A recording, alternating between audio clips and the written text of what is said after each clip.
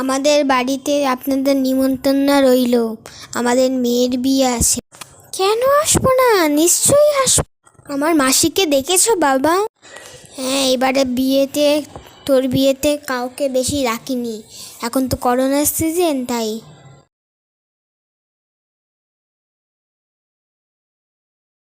কি রে, হয়েছে তো সাজগোজ?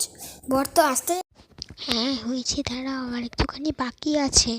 হ্যাঁ, আমি মন্ত্র বলছি এক্ষুনি।